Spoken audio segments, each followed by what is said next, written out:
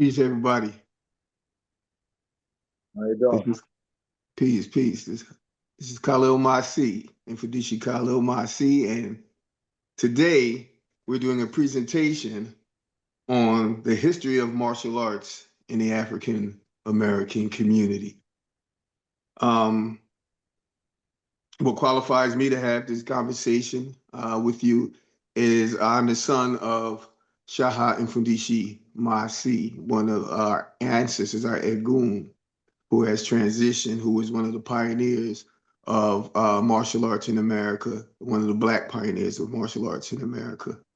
I am currently the head or the acting CEO of the organization that he started, the Pan-African Martial Arts Federation, as well as I am the Asafohene of Kupigani Ngumi System, an organization that my father co-founded with Nganga Mfundishi Tolona.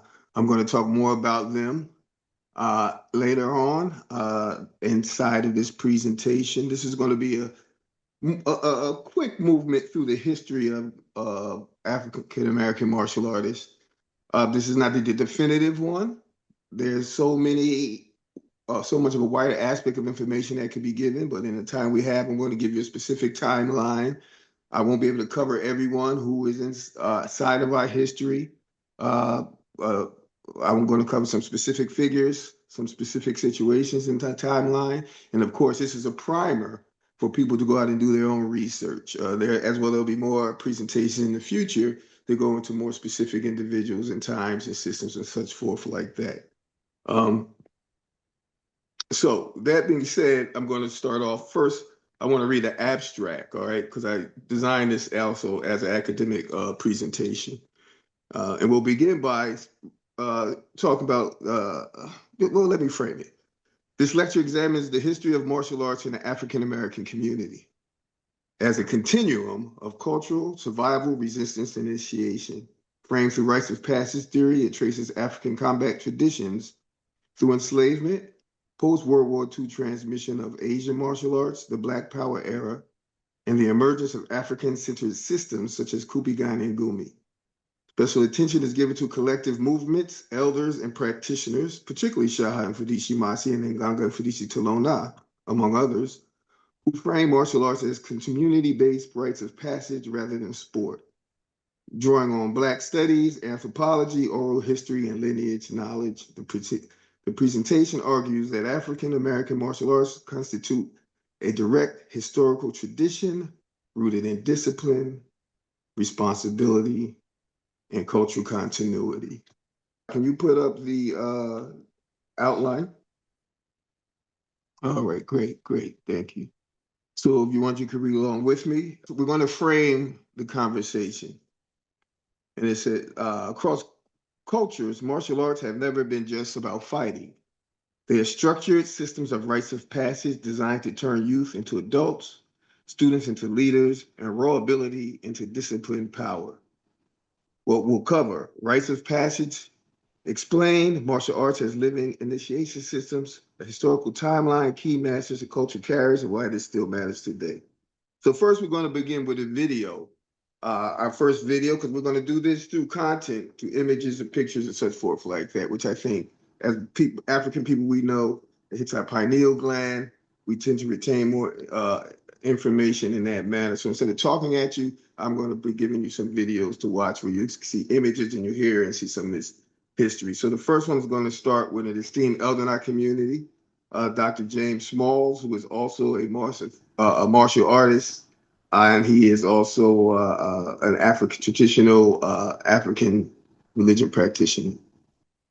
Yeah. So I was just asking you about I guess it's called phases of one's life. No? Rites of passage. Rites of passage, okay. So in the African system, what other systems are there out? What systems are there out there that you know of?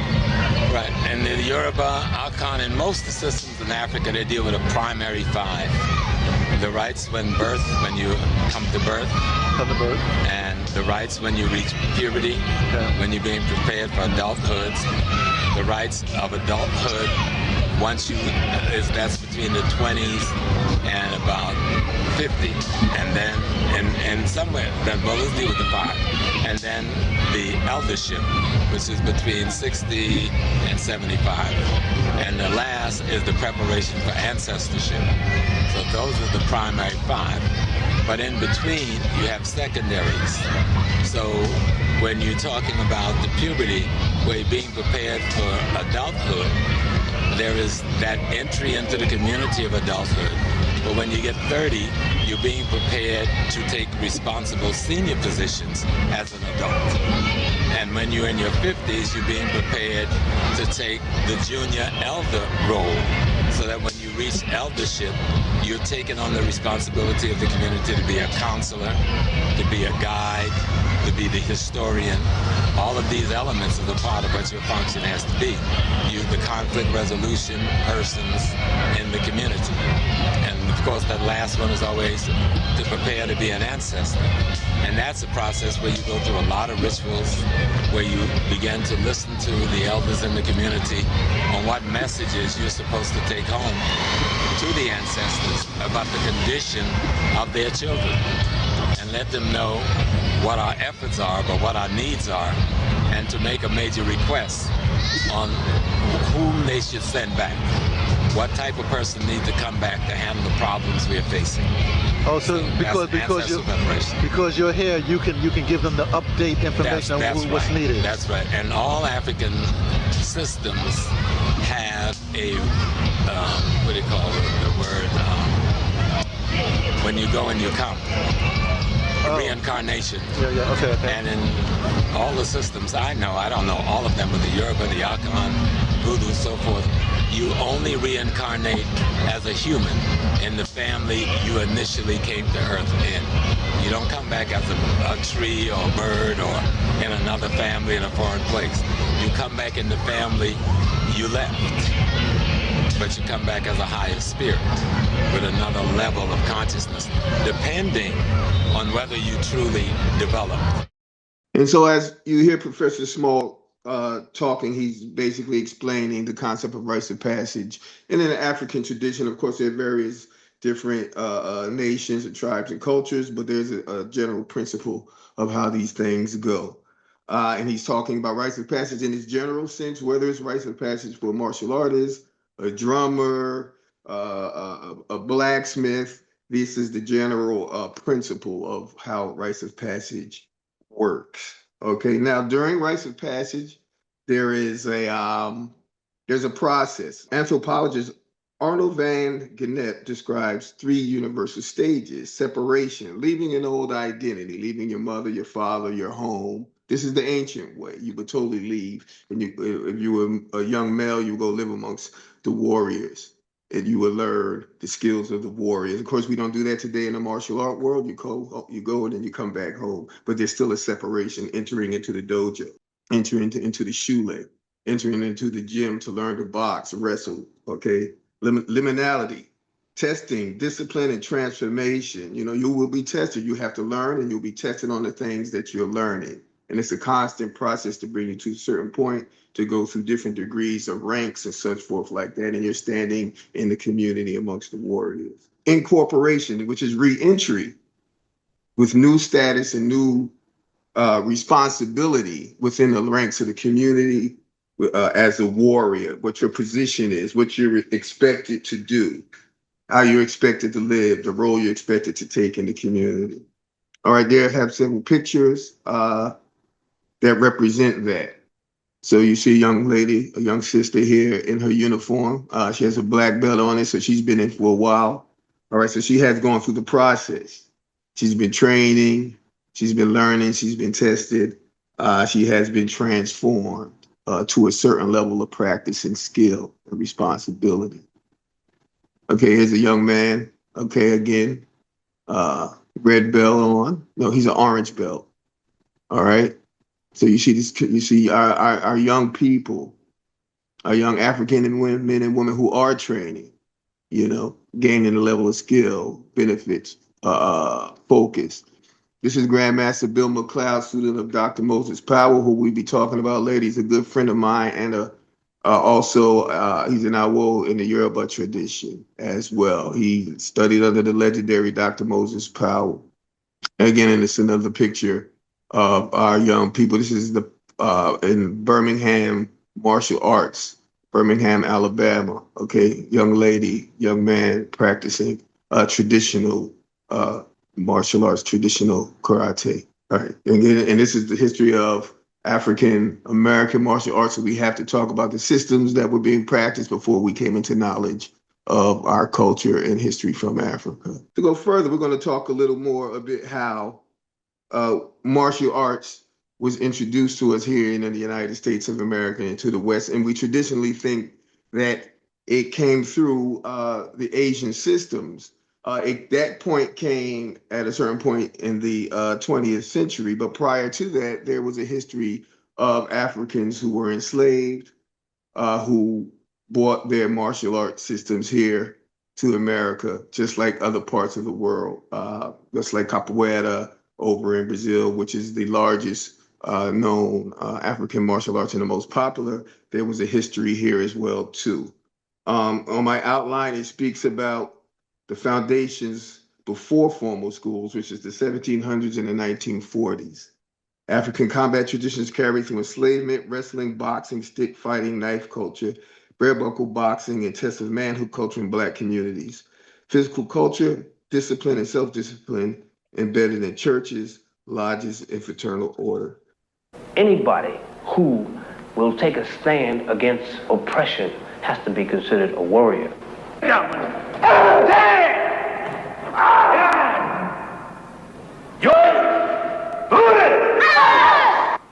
The idea of Black men being warriors or distinguished soldiers or fighting men is always played down. All right, let's read the report. These blocks must not be fake. If these blocks are fake, you will get hurt. One more time, now take them to sweep. The names mentioned to Blacks are inevitably so-called men of peace, but you don't hear of Nat Turner or Denmark Vesey or Chaka Zulu or Malcolm X, because these people say Black man. Win back the esteem of your Black woman and be a man. Stand up, win back not only esteem of your women, but let the people throughout the world know that you're a man. And that you have some power and some majesty personally.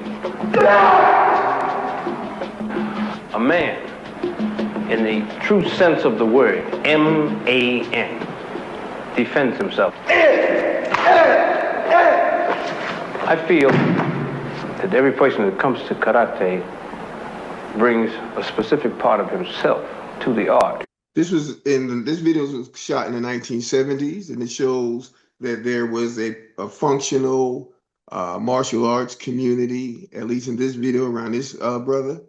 And, you know, you had Black people inside of the school, inside of the dojo, in uniforms and such forth. So you see that there's a history here going back at least this point to the 1970s, even though it goes back further. But I was speaking about, before the foundation of formal schools, how did martial arts get here?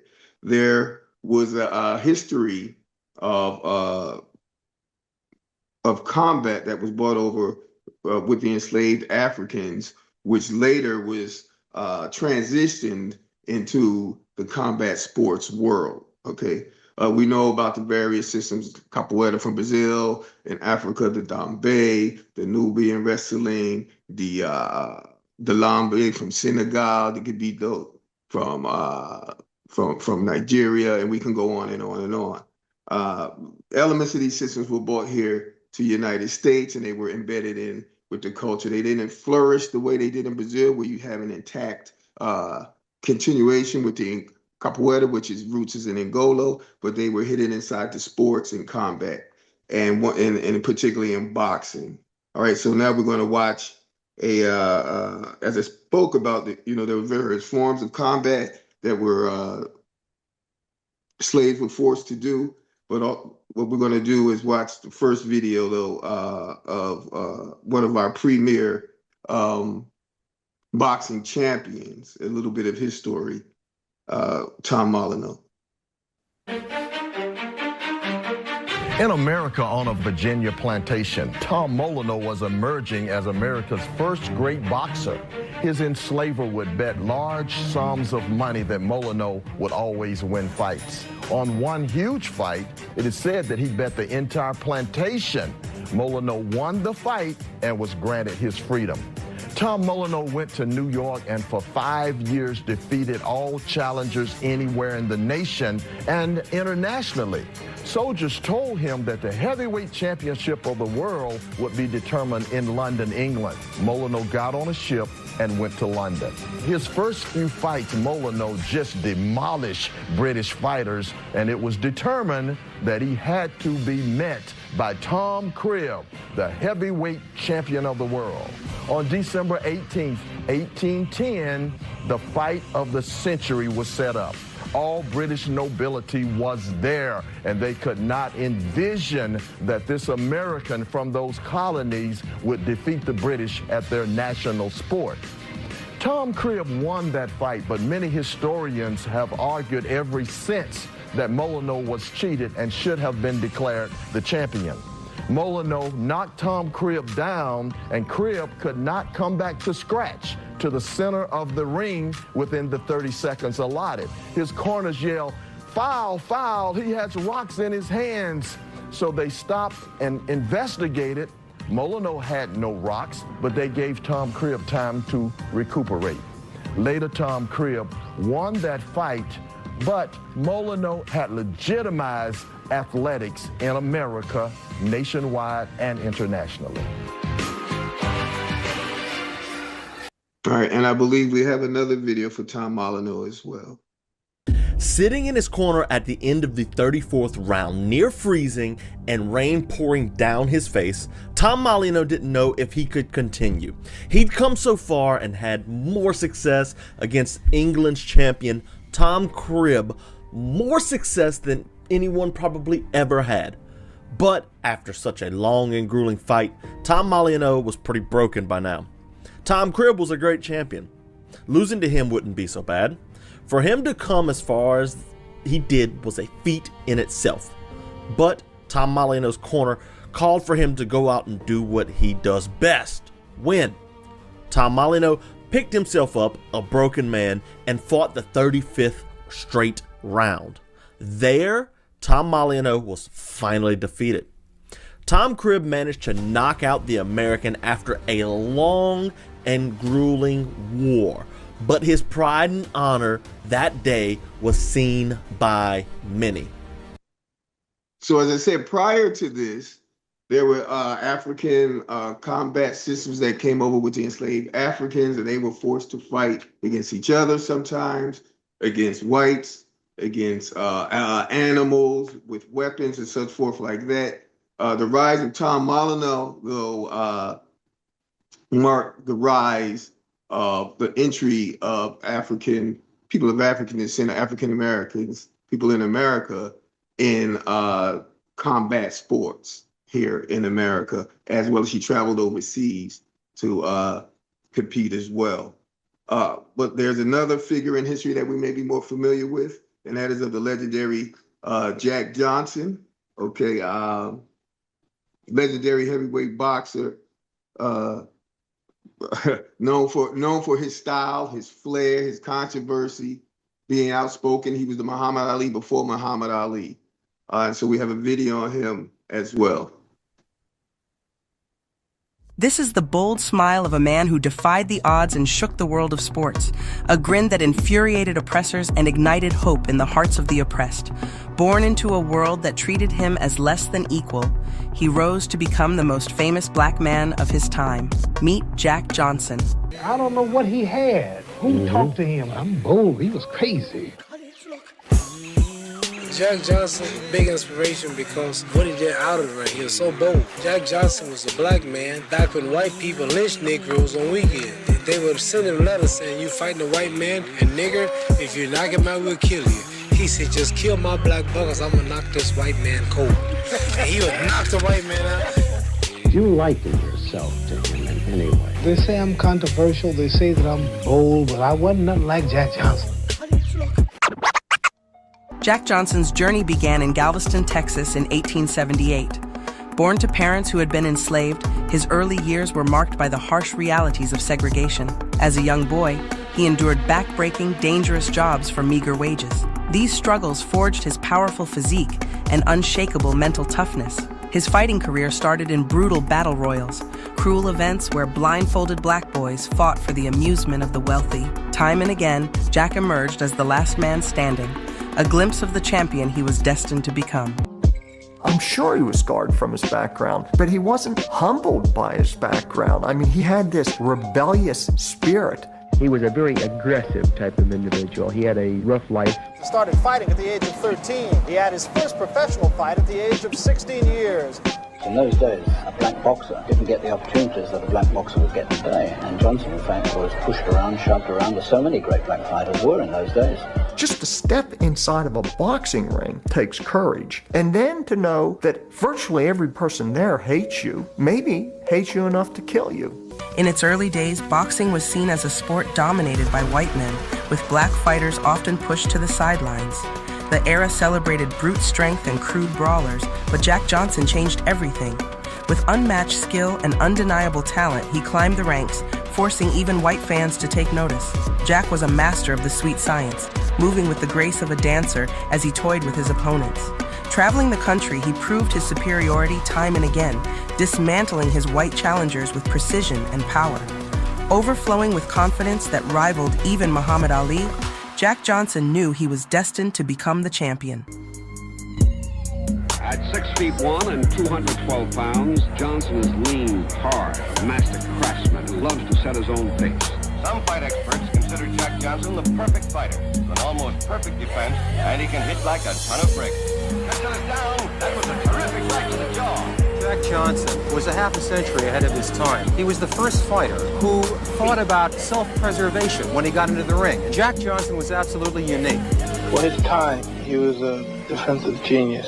We see Johnson demonstrate his Morse code prowess by landing a rat-a-tat-tat on Flynn's nose. Jack Johnson now simply holds him off with his left and belts him at will with his right. Fireman Jim seems so confused by what looks like an impenetrable defense. At his best, he was a superb athlete and considered by many the best defensive fighter in the sport. Jack Johnson knew when to punch and where to punch. That he was not satisfied to merely beat his opponent. He had to taunt the man he was fighting. Moran gets home with 2 good punches. The undaunted Johnson steps back and gives him a hearty round of applause.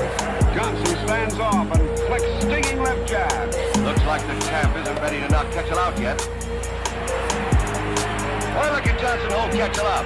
He attacks ferociously. The great Stanley Ketchel, the Michigan assassin, is out cold. Johnson wipes 2 of Ketchel's teeth from his glove.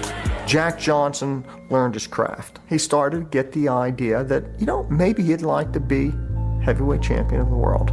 So you see there's a tradition of fighting in the ring, martial arts, combat sports within the Black community that comes through boxing. As I said, much of our martial culture and history blended into the boxing, as well as it went into, as some have heard or may have read or even experienced, into the prison systems, into the street fighting, the 52 blocks, jailhouse rocks, and systems like that. They went into the boxing or into the street fighting culture. Also, there was wrestling as well during that time period also, which again blended in this jail culture, the street culture blended in with the blocking, the boxing, and such forth. We've laid a foundation for Black martial arts being practiced prior to karate and kung fu being brought over here. But we know that those systems also is where our martial arts, our understanding of combat was able to be structured through the systems of martial arts that came from Asia. And those systems were transported here through the military, Black martial artists going into the military back to World War II and forward and learning the Asian system. So there's a history of martial combat alongside of that as well. Martial arts, martial means military. And so just by inducting into the military, our people of African descent were becoming martial artists as far back as the Civil War. Black men died in North Africa fighting the Germans. Black men died at Anzio Beach, at Palermo, at Naples, to free Rome, to free Paris, to free Europe. Damn it! We died to build America. And America has rebuilt Germany and Japan. And the nigger is still suffering and dying in the streets of America. And so as we see here, that we have a history of warriorhood in the American military as far back as any of the wars that have been fought, but particularly during World War II is when the martial arts systems, or Blacks, African Americans were going overseas and learning martial arts and bringing them back over here. But we also encountered racism and all the other things. When they came back home after fighting overseas. A quick timeline here: post-World War II awakening, 1945 to 1959. Black servicemen encountered Asian martial arts abroad. Judo and karate introduced into Black communities, as well as other martial arts, but mostly you learned of judo and karate. Martial art training seen as discipline, order, and self-respect. Early dojos formed in basements, YMCAs, and community centers. Also, it's important to note that I don't have in this outline is that the Chinese martial arts systems over here were here prior, though not as widespread. All right, prior to that, when they were over here building the railroads, many of those people were practicing or had brought over their Asian systems with them as well, but they weren't practicing them publicly because of racism. We see that depicted in the television show and series Kung Fu. Let's play the next video, African American in the military. This one has some strong language in it, but it frames the emotion and the vibe of what the elder in there, the ancestor in there is trying to convey. No, the next one has the racy language. This one is good.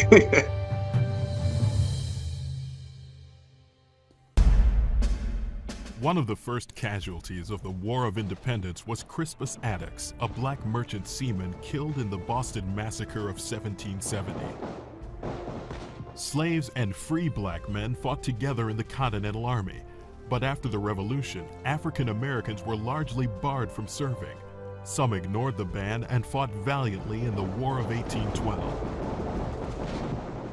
Among the most famous Black units of the Civil War was the 54th Massachusetts Regiment, whose heroic assault on Fort Wagner in South Carolina became legendary for the display of bravery against all odds. Lincoln's Emancipation Proclamation prompted thousands of freed and escaped slaves to fight in the Union Army and Navy. Their brave efforts helped to defeat slavery and gain the vote for African Americans. After the war, the Army maintained a number of Black units. In the West, they helped preserve order on the lawless frontier. Native Americans called them Buffalo Soldiers. Among their feats in the Spanish-American War, the all-black 10th Cavalry Regiment assaulted San Juan Hill. With America's entry into the First World War, heroic units of black soldiers included the 369th Infantry Regiment. Known as the Harlem Hellfighters, they served on the front lines longer than any other American unit. During the bombing of Pearl Harbor, Dory Miller, an African-American Navy steward, manned a machine gun to shoot down Japanese Zeros. African Americans continued to serve heroically during World War II, although in segregated units. Nonetheless, the barriers were slowly being broken. Black women were now able to enlist in the armed forces, and the number of black officers was increasing dramatically. So again, we see a history of African people of African descent in the military, learning skills, learning military skills, learning martial skills. They're traveling all over the world. I don't care what nobody says. Military is still prejudice. They still have their little thing. You know, you're down there in white folks' country, you know. You got them.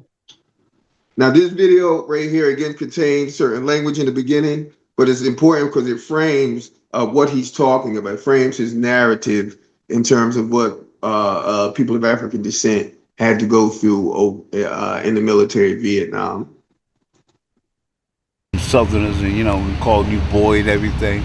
You can call me shithead, dickhead, mag and everything, but boy play with Tarzan.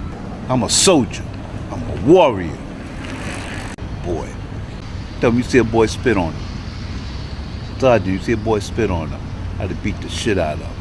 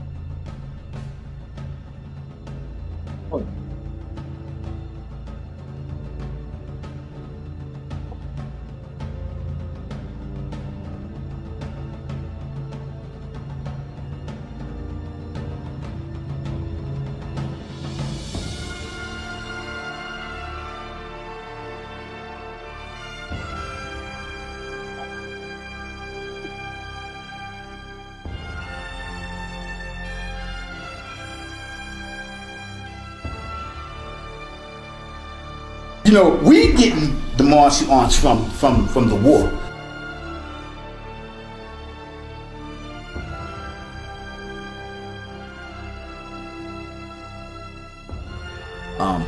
You know, I did Vietnam right out of high school. And they were drafting people all over the place for Army and everything else like that. And I went there really for education. The streets was eating people up alive. I don't really know a lot of my friends, personal friends that I grew up with, that didn't go to jail or they dead, or so they got out. So you had to find a kind of a way out. You may be a musician, and they may say to you, well, you join the service and you get to play your instrument. You like to box, you join the service, you get a chance to box. Yeah, he went to the service and took up boxing and became the champion in his weight division. And at that time, well, they'll tell you anything. And I believed it because I was young, 18 years old. And I signed up. What a lot of people don't realize, you know, back in the 60s when they were drafting people for that Vietnam War, the average person that went in that war was a kid, 16 or 18 years old, were at war.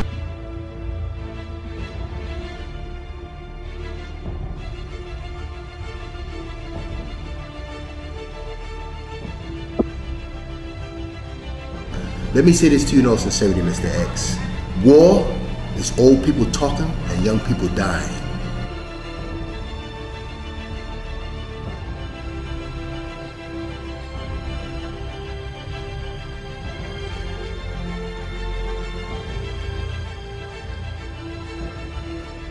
You know, maybe that's the reason why we had the reputation as Vietnam veterans of being crazy. And so they had a lot of problem at that time. A lot of the military men came from the war and so on, so they were crazy. Oh, what are you, killers? They were crazy. What makes the grass grow? Blood. They'll shoot you, whatever. Oh, one shot, one kill. Ain't no playing. They were crazy. Charlie taught me that. You know who Charlie is? My American heroes. They were crazy. That's how they were. And so these GIs came back with that kind of attitude, take down and terminate. That made them more than just warriors. It made some of them monsters because of what they went through over there. Going in the Marine Corps in 1968 at the height of the Tet Offensive and coming back here in one piece with a mind relatively intact. Now, it's important to note that my father, Maasi Family Maasi, served in the United States Marine Corps, and he was inducted in 1959.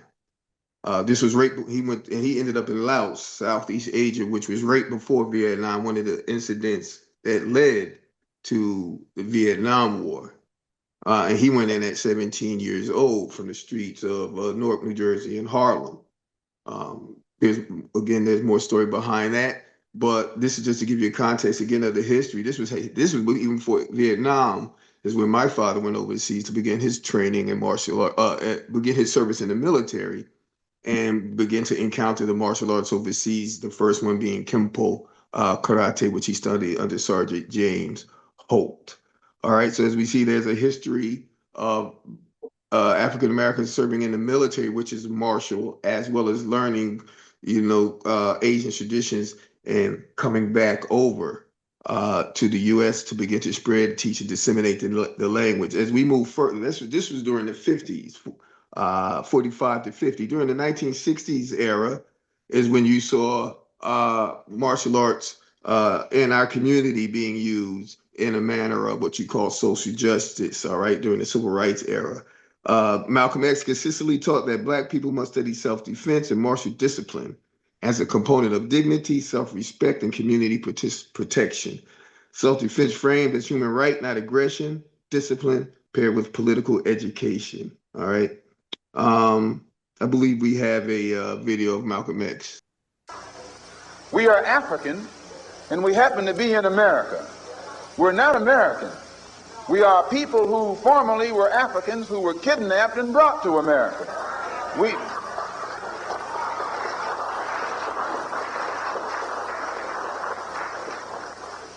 Our forefathers weren't the Pilgrims. We didn't land on Plymouth Rock.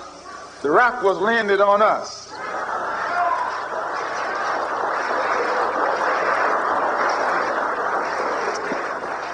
We were brought here against our will. We were not brought here to be made citizens. We were not brought here to enjoy the constitutional gifts that they speak so beautifully about today. And because we weren't brought here to be made citizens today, now that we've become awakened to some degree and we begin to ask for those things which they say are supposedly for Americans, they look upon us with hostility and unfriendliness. If you're interested in freedom, you need some judo, you need some karate, you need all the things that will help you fight for freedom. This was the message that many of our leaders during that era, leaders of organizations, as well as martial artists, heard and begin to answer that call by integrating martial arts into our community and social organizations.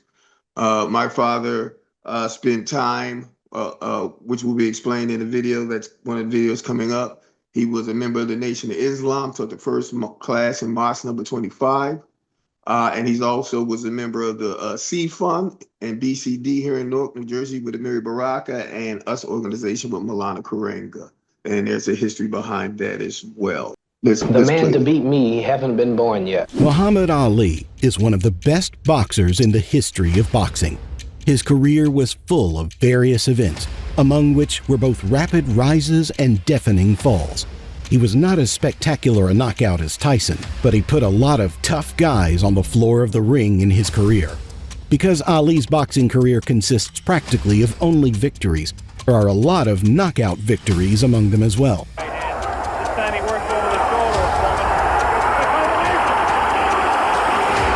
In this video, we've collected all of Muhammad's knockouts, from the very first to the most recent. So sit back and watch until the end. At the same time, think about which knockout in Ali's career was the coolest.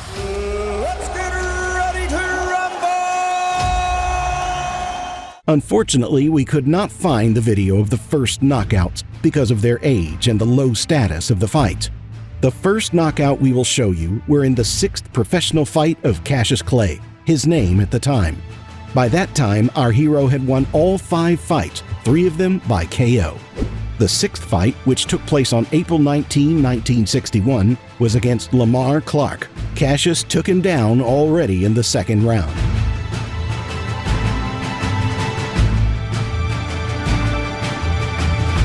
The next knockout didn't happen until the 9th fight.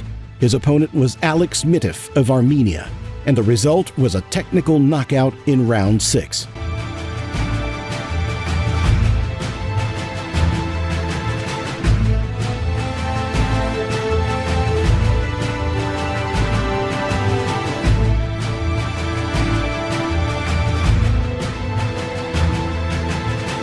The following fights of Clay were all KOs.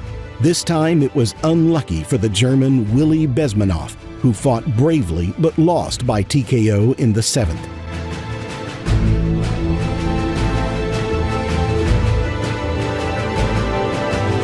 The referee rushed him, and Clay's opponent was ready to continue the fight. The 11th fight of Cassius Clay, again by TKO. His opponent, Sonny Banks, was a middle-ranked boxer who did not hold out against the would-be champion in the 4 rounds. And yet the referee, it seems to me, was in a hurry. Clay's opponent was ready to continue the duel.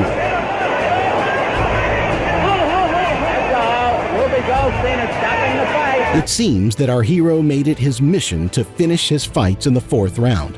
Otherwise, how do you explain 2 more consecutive technical knockouts in this round against Don Warner and George Logan?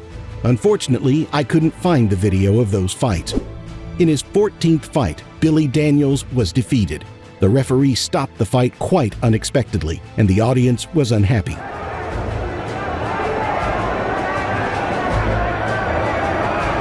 That's all. Mark's on is stopping it. This was Cash's 6th consecutive technical knockout, only this time in the 7th instead of his favorite 4th round. The next fight was with Alejandro Lavarante. Cassius knocked out his opponent in the 5th round. But you can't watch that knockout for the same reasons. Gradually, Cassius became more and more famous, and his opponents became more and more serious. This time around, Clay fought the legendary Archie Moore. However, the boxing legend, who came to this fight only for the money, was almost 49 years old at the time. Naturally, he had little chance against the fast young Clay.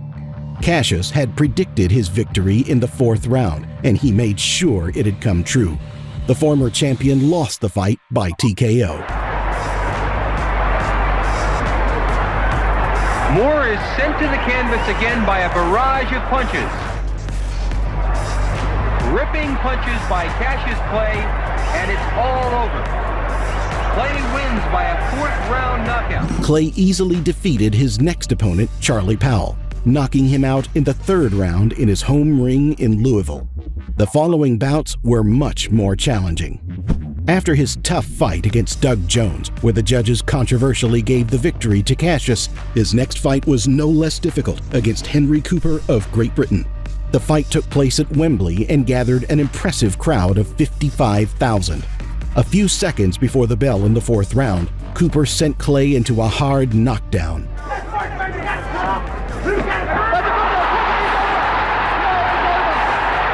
Clay's seconds went up for a ruse to get more time to recover. They tore Clay's glove in between rounds. Cooper opened up a severe dissection in the 5th round, and the referee stopped the fight. It's round 5. And now he's slipping in, and I think this is it. The towel has come in from Cooper's corner. And Tommy Little's looking at it. The next fight was the toughest of Cash's career, as he was to face world champion Sonny Liston. Very tricky left lead, left jab.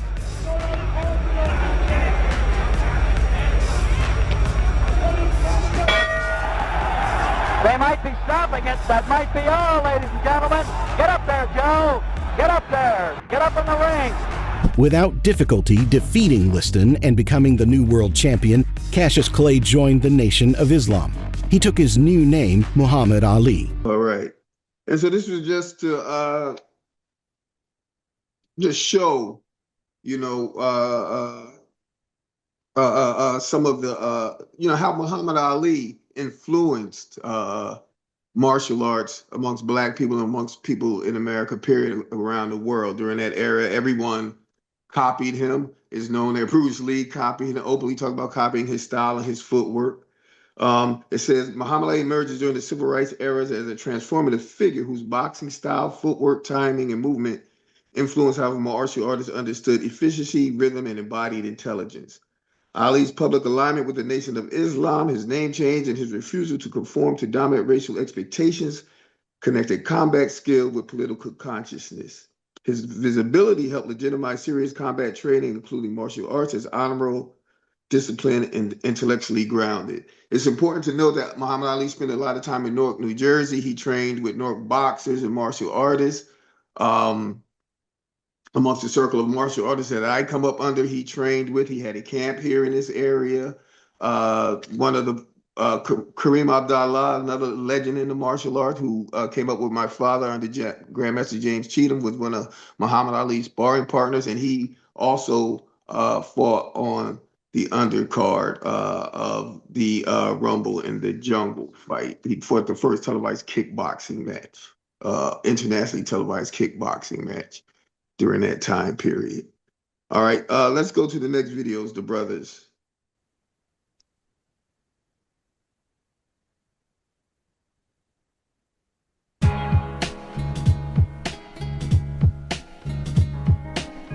Now we also have First Resurrection Muslims, you know, who were down.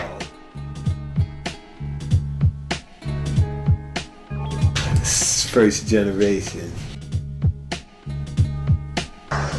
If you're interested in freedom, you need some judo, you need some karate, you need all the things that will help you fight for freedom.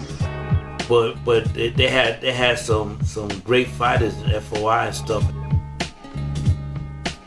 A lot of the martial artists, best martial artists was in the mosque. That's Kareem Abdallah. From Temple number 7, and I think it's also Temple number 7 down here on Bedford. Number 7C from Brooklyn was one of the best. Phew. Man, them brothers training so hard with their hands, they're breaking bricks with their hands, man.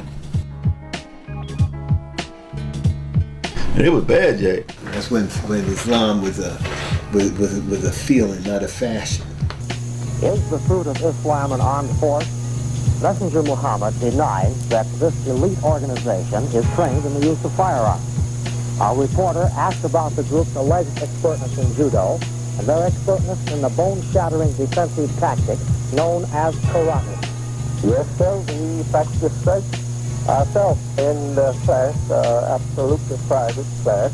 We teach that, and the way of exercising body protection ourselves. Okay, so this just gives us, again, a framework to show how martial arts began to be integrated into our organizations, our Black Power organizations, our civil rights organizations, as well as Black martial artists began forming their own organizations. One of the more popularly known ones, and it's still operational today, was the Black Karate Federation, which was founded by Grandmaster Steve Muhammad. All right, and we have a video to introduce him and that system. As late as the mid-1950s, the art of karate, and even the word itself, was totally unknown in America. Then in 1957, a young man from Honolulu named Ed Parker opened the first commercial karate school in the United States. Within a short period of time, other practitioners, mostly Asian, followed suit. And with the discovery of this mysterious, exotic Asian art, by the American motion picture and television communities, its popularity soared among middle-class Americans. By the mid-60s, the art had spread like wildfire and gone from a small handful of practitioners to thousands. And it had been turned into a spectacularly exciting sport. But because it was only offered in private schools being operated for profit, it took several years for the art to find its way into the lower economic levels of the American population. Then in 1964, Ed Porker created what was to become the largest and most prestigious karate tournament worldwide. He named it the International Karate Championships, and it became the tournament to win above all others, producing such notables as Bruce Lee and Chuck Norris.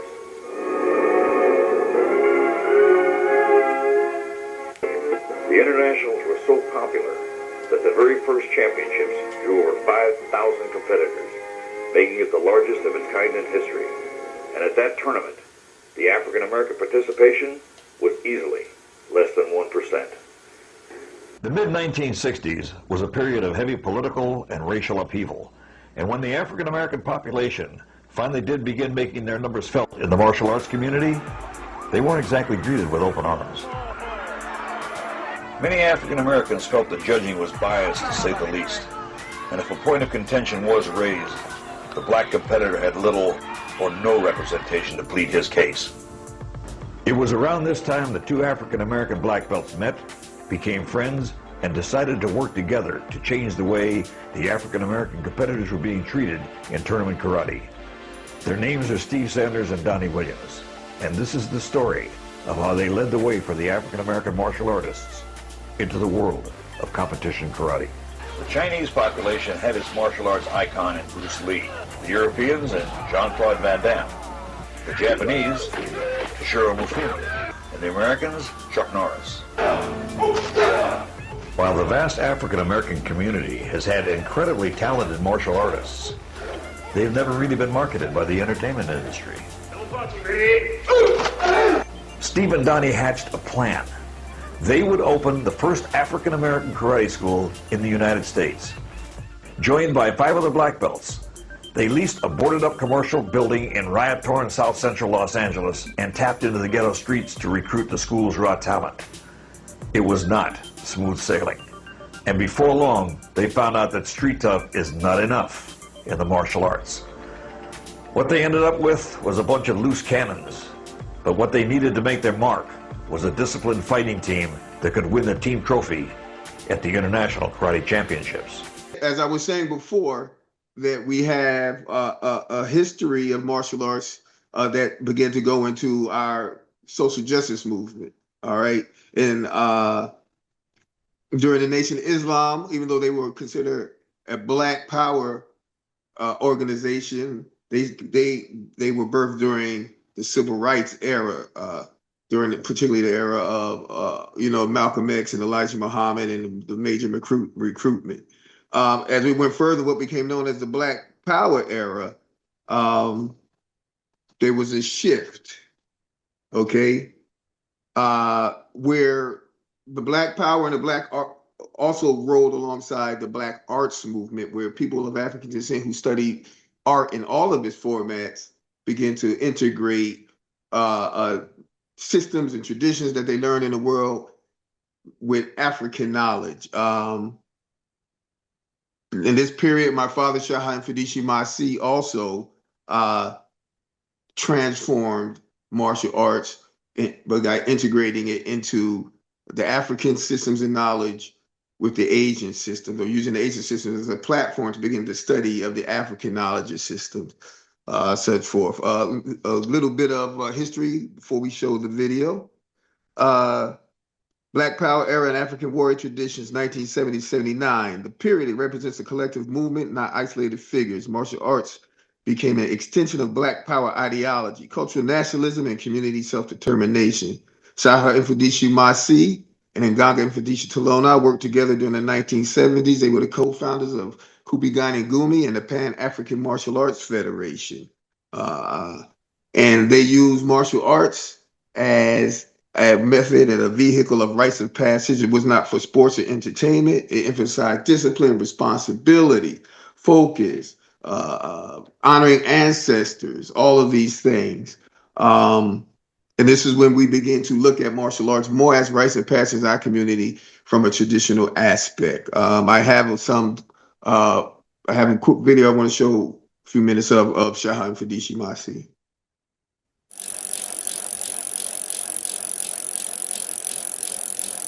You know, in this business, I've had the opportunity of speaking with many very interesting people. In that crowd would also be included Mfundishi Shaha Maasi, who used to be the chief of security for famed poet Amiri Baraka. We had the privilege of speaking with him at his home in Baltimore, Maryland, to discuss with him his thoughts on black activism, health, spirituality, as well as history, among other things. We hope that you'll enjoy this interview with him. Describe for us, if you would, your time securing Amiri Baraka. Let me begin when I first was aware of his presence.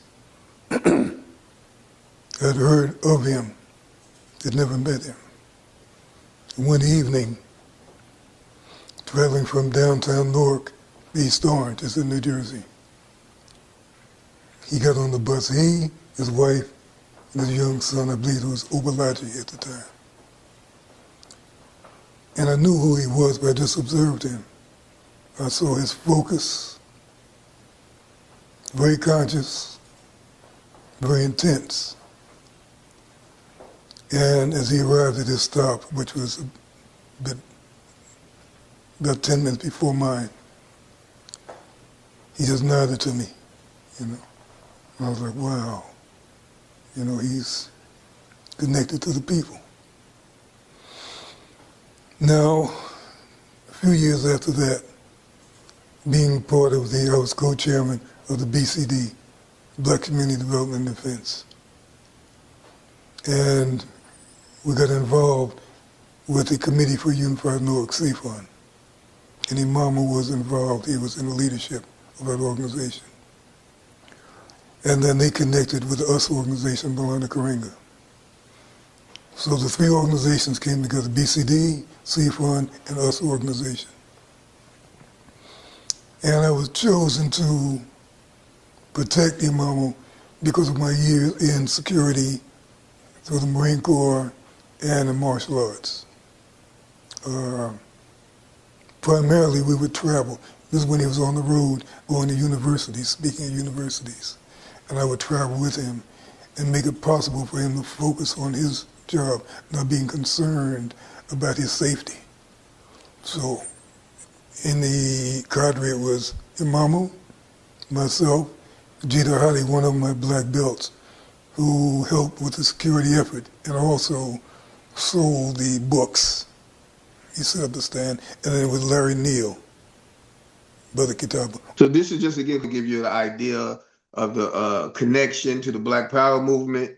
My father went to the military, came home, went to the Nation of Islam, then moved in further into the Black Power movement with and here in Newark with CFUN and Amiri Baraka, the BCD, as well as began to work with with Malana Karenga in the US organization, using the Black Arts movement and the Black Power movement to reframe martial arts and African martial arts for Black people of African descent here in America. They were the co-founders of Kupigani and Gumi, Shaha and Nganga, African-centered martial arts, emphasize initiation, character, formation, and community responsibility, position martial arts as a tool for cultural reclamation and leadership development. I also have a video of Nganga I want to play 30 seconds of.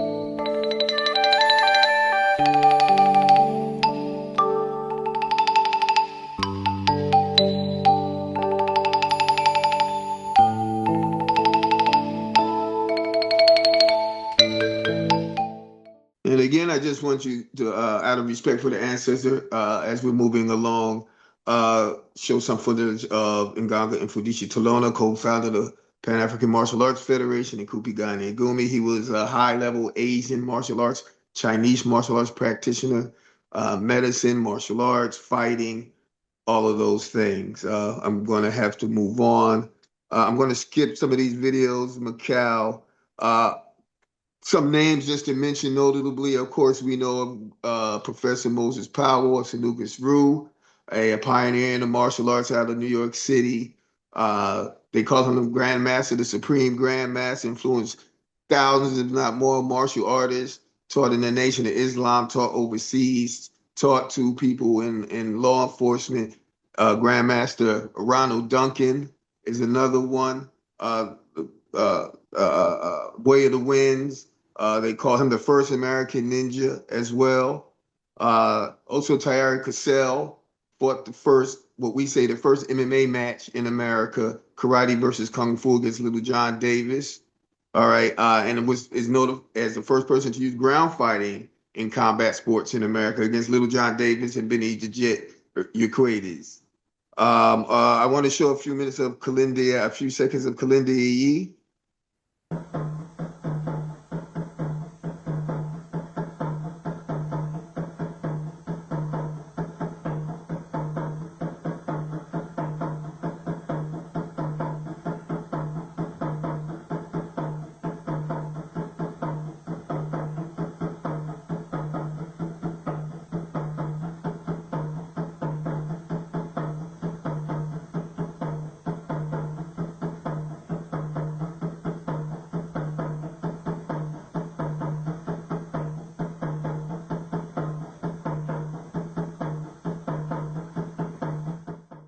Show a video, the next video of Mr. Joe Grande.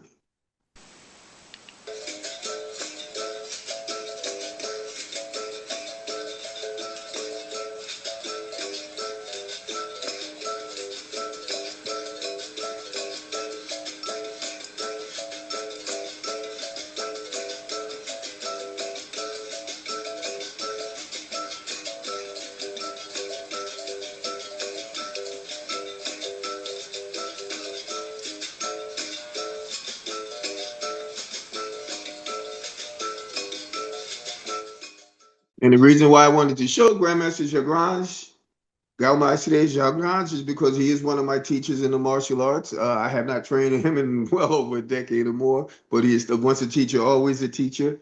And his influence on American martial arts, African American martial arts, spreading the martial art capoeira from Brazil to Africa. From Africa to Brazil to America. Rock, you have a question? Go for it. Yeah, my question is, you hear me? I hear you. Me? Well, yes. My question is, at what point did the styles from animals and insects get implemented into the origin of the martial arts? Okay. Well, in the beginning, people of all races, all cultures, integrated animal styles into martial arts. The ancient human being watched the animals in nature, watched how they fought, and they imitated. That later became known as styles. And when you see that in the Asian martial arts, they do that in this style or that style through forms.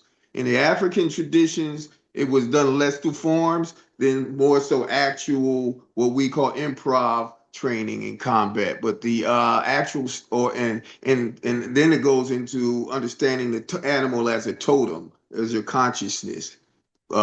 As well also. That's a long story as well, but that's the basic understanding of how, when the animal systems were integrated into martial arts. They were there from the very beginning. That's very creative. I enjoy that part because I think that's a very creative style or pattern where you can adapt, change, adapt from, take some skills from an animal or an insect and put it into a combative way of utilizing it, man. That's like one of the coolest things, man. Absolutely. Thanks, Rock. Good. And so before we're going to show our last video before we jump into this demo with our the little time we have left. I'm going to skip the rest of those videos and just show the last video of John Jones, because we have to bring this to where we are at today. I never imagined being as far as I've made it today. This man may really be the greatest of all time. I worked really hard to be a guy who dominates a lot of opponents. It's a man against boys. I mean, this is just the story of every John Jones fight. He has proven many times that he is nearly unstoppable. The progress of John Jones from his first fight to today is really staggering. One of the most dangerous men on the planet. John Jones has been dominant. He truly believes that he will go down in history as the greatest fighter to ever compete in this sport. I just wanted to give it some screen time because it's important to come to the point where we're at in the time of history with sports combat, UFC, MMA, being a global powerhouse. Just got a deal with Paramount for $9 billion, and their biggest, the person who's considered the best fighter of all time in MMA is John Jones, a black man. So we can go now, we look back to the enslavement period of coming over here, going through all these forms of combat, the military, to today, where the #1 fighter on the planet is John Bones Jones, who's a controversial figure, but no one can deny his skill set. So that being said, what is the purpose for all of this? Again, for us, for the lineage I come out of, martial arts is rites of passage. It's a lifestyle. It's not something we go to the gym and do and put it down. It is who we are. The first thing that was taken from us when we came over here on those ships was martial arts. It wasn't our language and culture and religion and spirituality. They took those too, but first they stopped us from being warriors so they could take all of those other things.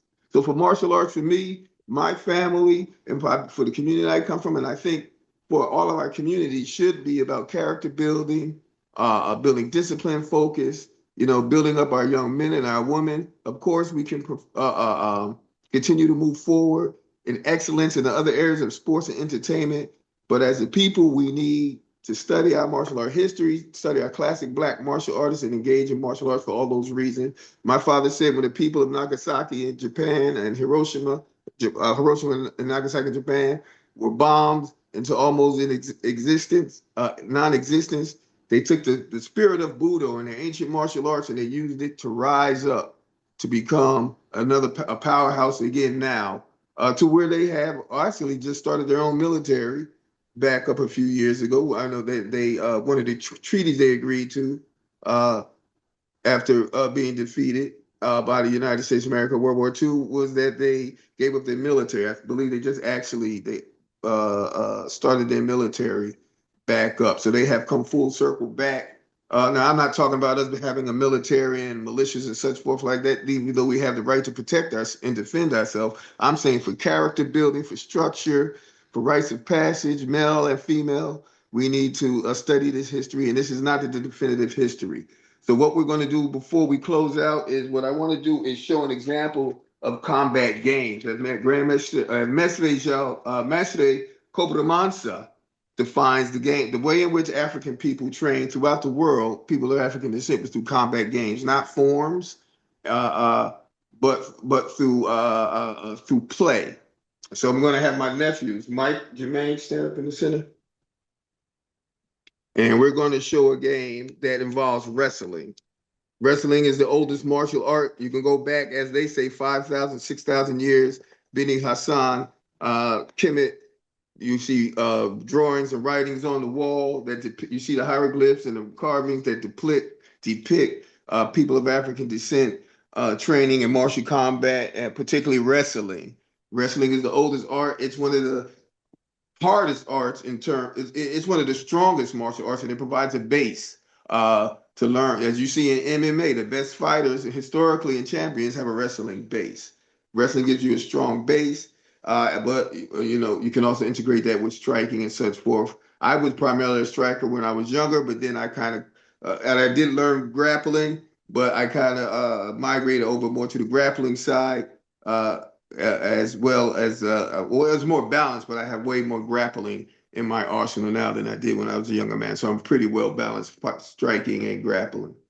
So what we're going to do now is we're going to do this combat game, and these are old. And combat games were basically games that the youth played after they finished tending the cows and doing all of their chores and all of that type of stuff. Say what's up, Mike. Say what's up, Rick. What's up? My two youngest nephews. And what they're gonna do is they're gonna for a minute or so, I'm gonna have them play a game that I introduced them to in order to begin to develop their wrestling skills. They're not fighting, they're training, they're practicing. This is not gonna be a punch, kick, combat, throw you down. This is a basic game that's played that as you see would be done in the ancient world. Right here I have a mark on the ground, all right? And what their object is to control the center of this mark and maintain their balance, okay? Maintain, the goal is to actually outmaneuver the other one to control the center of here. Okay, a variation of the game, man on the hill, that some of us would play when we was young. You had to push somebody off to get up there and stay on the top. This helped develop basic wrestling skills, grounding yourself, all right, understanding how to move with an opponent, how to flow, okay, understanding your center of balance. So let's go, let's pick it up. And then maintain the center. Don't go hard, just flow. Just flow. Remember, you can use a circle. Meaning don't stand on one line. The object is to get behind the other person. Move with ease. Move with ease. I want to see skill instead of power. And again, they're just playing. In African martial arts, traditional combat games, play is done in order to gain skill sets. That term is used also in capoeira. It's also used in Asian martial arts. See now, the term play. All right, all right, throw it down. Don't slam them. All right. And it's basically, again, they're trying to maintain the center. Trying to gain control of the center by using techniques such as pushing and pulling or outmaneuvering the other person. Don't just stay on the line. Circle. Remember, the goal is to get the bag. What happened? You hurt your hand? Keep going. You'll be all right.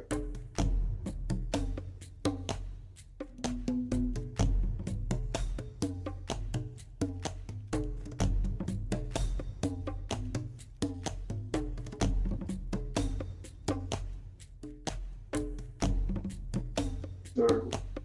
Don't just stay on one line. Try to get his back. There you go.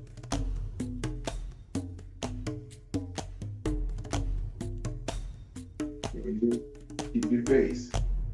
Maybe you can push them, you can pull them, you can try to circle, use your footwork, get around, try to get to the back. So if you look at the walls in Beni Hassan, if you look at the depictions, you'll see these type of movements that they're doing right here. This is a systemized structure. You take him, you grab him here, you grab his joint, you pick him up. No, you learn through actual movement. This is how the animals learn. When a tiger or a bear plays with their cubs, or the cubs play with one another. This is how you refine your skill sets. We also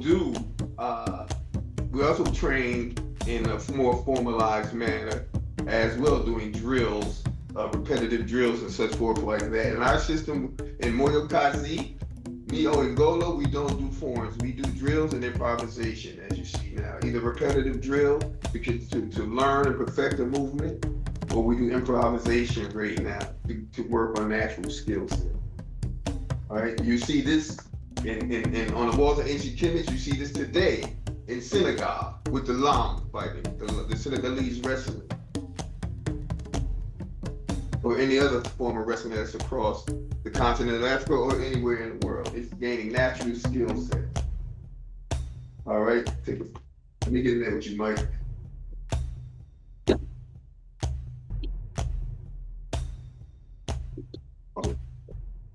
Come on. Let me stand to the side over here.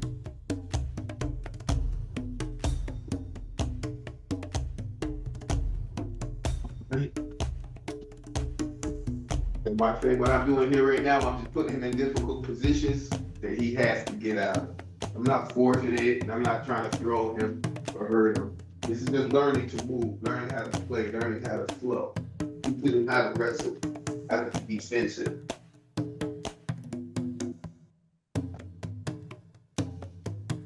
They also are looking to make sure, if this was a real fight, they would be prepared. If someone throws a knee, okay, or a punch, even though they're wrestling, you still want to be aware of what's happening. Come on, man. All right? Here's a scratch. Okay. So let me get you back.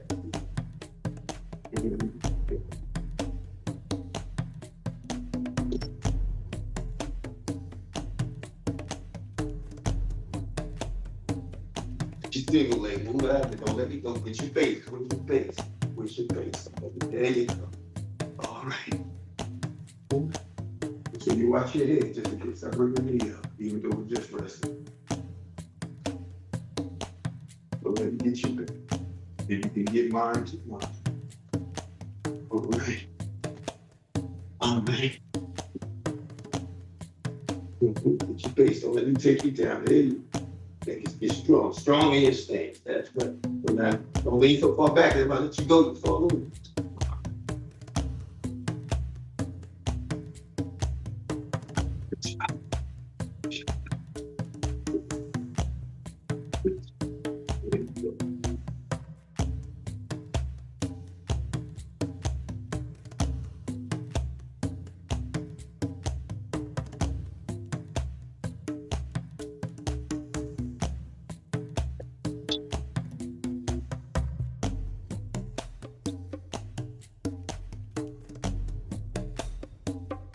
Hey. All right. You guys have it.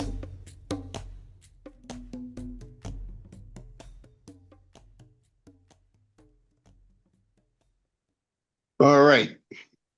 So we are near the end of our time period. I had to condense a lot in order to get through this at the respective time that we chosen to do this in.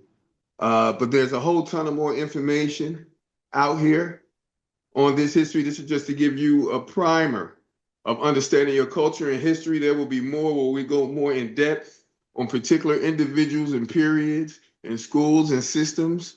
This was brought to you again by Rockworld Media and Productions. My nephew, Rockman Nichols. My older sister, Bonnie Nichols' son, my father's first grandchild. We're going to be bringing you more of these type of events online and in person as far as martial arts workshops, classes, webinars, things of that nature. It's important to understand our culture. Sankofa teaches us to look back and fetch it before we go forward. We have a history of excellence in what's called martial arts, what we call Mantu and Kemet, Ogun in the Yoruba, Sa in the Akan. We have a history of excellence that carried through the Mayafa to the Western world, and which intermarried with other traditions and systems, which became a platform for us to begin to format and reformalize our training and system. They were used as, we began to use them again as rites of passage vehicles for our communities and our organizations. We're in a situation today where our young Black folk, I believe, need to be reintegrated into these traditions. When we see what's going on with our youth and what they're absorbing from the media, the way that they've been inducted into various street organizations, acting without discipline and control and moral. This is something that is needed. As you look at other communities that practice these things together collectively, and how their youth strive for excellence. Every community has a warrior history. And if they don't have one, they create one. If you look at the Jews in Krav Maga, that is not their traditional system, but they created one. All right, and it's instituted in their schools, it's in their military, and everywhere else. You look across the planet at every other people and how they use their ancient warrior codes of conduct, ethics, morals, and such forth. So as I always say, everyone train. Everyone train and study the legacy of Black martial arts from Africa into America, and not just its past, but direction it's heading into the future and what we can do to lift ourselves up as a people. Rock, if you have anything to say before we sign out. No, that was great. That was great. Very informative. Learned a lot. Learned a lot, man, and a lot of things that I didn't even know. It was great, man. Especially, you went to the archives, and the archive, the projector was very, very serious. The PowerPoints was very, very great, man, and exclusive footage that I didn't even think that I didn't even knew exist. But it gives me a broader look on the subject, and like I can't wait for more. I can't wait for more because it's like you're already kings. You're already kings, man, and it put more emphasis on that word too. We are where it began from. This art, and it's not going to die out. It's only going to get better. It's only going to get better. This is who we are. This is our heritage. This is our birthright. Martial arts is from within. All right. In the oldest story in the world, what is considered the oldest story in the world that's written down, the divine drama, the battle between Heru and Sitesh, it talks about it's a story of warfare, as well as a continuation of a tradition. And that's what exactly is happening here. We're continuing a tradition, even though it's taking different forms and formats and twists and turns, going through different styles and culture. We're continuing a heritage that was with us since the day of the first human in existence. The first human being had to fight against the warrior tribes and the animals. You had to struggle for survival. That still goes on today. We just transform that now into modern setting. It's not just about punch and kick, though. Then it becomes about how do we operate in school, in the businesses, at work, in the educational systems. How do we combat the negative energy? How do we control ourselves? How do we keep from stressing out? How do we raise our children? These are the things that we have to do and look at as a community to move forward. So that's it from me, everybody. I want to thank everybody for joining in this conversation we have about the history of martial arts in the African American community. Again, this is not the definitive timeline information. There are hundreds of other great masters and grandmasters who can be mentioned, and we will be doing that in the future. This is just to give a taste, a primer for people to go out and begin to look on their own about this history and study it and uphold these ancestors and elders who maintained this tradition and kept it here alive for us today. So thank you, everyone. This is Khalil Maasi, Mrithi Mfundishi Khalil Maasi. Peace and blessings.